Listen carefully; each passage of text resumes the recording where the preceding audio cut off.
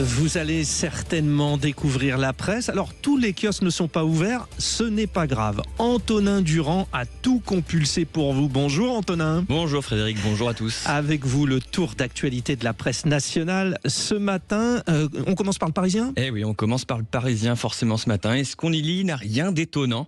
Les Français sont de plus en plus méfiants à l'égard de la politique. C'est le politologue Jérôme Fouquet qui pose cette analyse. Et cela après 3 mois de débats budgétaires qui ont accouché d'une petite souris.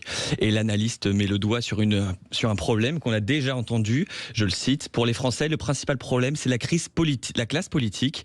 C'est effectivement une question qu'on entend régulièrement, notamment chez nos auditeurs, et qui traduit forcément une tendance pour les Français.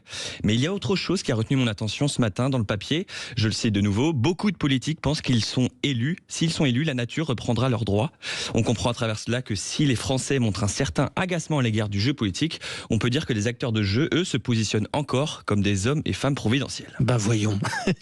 Bon, toujours en politique, le rendez-vous du dimanche, c'est avec le JDD, bien sûr, qui décide, lui, de faire une prévision sur ce qui attend la France pour 2026. Oui, Frédéric, 2026, c'est presque demain. Et du coup, le JDD dresse le bilan et fait sa petite prédiction sur les sujets qui vont occuper l'actualité de l'année prochaine. La France à l'épreuve du déclassement, peut-on lire au sujet de l'actualité internationale. Ici, le journal pointe du doigt la frilosité du président à peser diplomatiquement.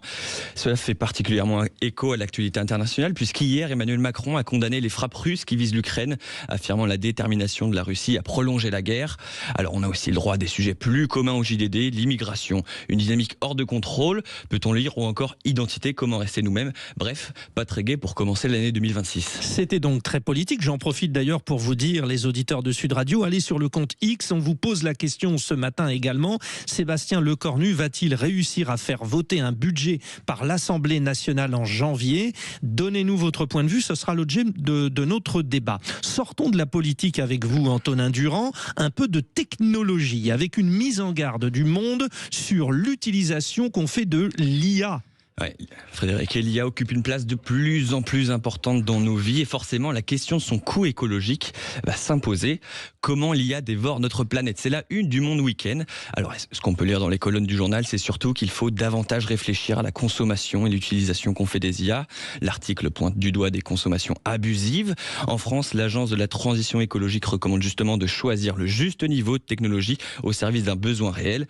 C'est presque une évidence quand on sait qu'une requête à ChatGPT nécessite pas moins d'un demi-litre d'eau pour refroidir les serveurs. Vous-même, pour votre revue de presse, vous n'avez pas fait appel à l'intelligence artificielle? Non, désolé. Eh oui, c'est ça. Ça sent l'humain avec vous, Antonin. Bon, on se souvient de l'ouverture polémique du magasin Shein au BHV. Eh bien, on peut dire que la marque reste au cœur de l'actualité ce week-end. Frédéric, le Parisien raconte ce matin la saisie XXL réalisée par les douanes françaises à Roissy.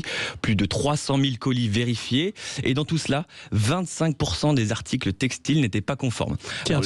Le géant de l'e-commerce est encore sous la menace d'une suspension en raison, souvenez-vous, des ventes de poupées à caractère pédopornographique en novembre dernier. Après ce contrôle réalisé hier, la direction des douanes a confié au journal Parisien les détails de ces contrefaçons, invoquant notamment des absences de marquage sur les produits cosmétiques, l'absence de documentation sur des objets électriques ou encore une non-conformité aux normes pour des jouets pour enfants. Alors reste à savoir que faire maintenant de tous ces produits non conformes. Oui, on n'en sort pas. Merci Antonin Durand.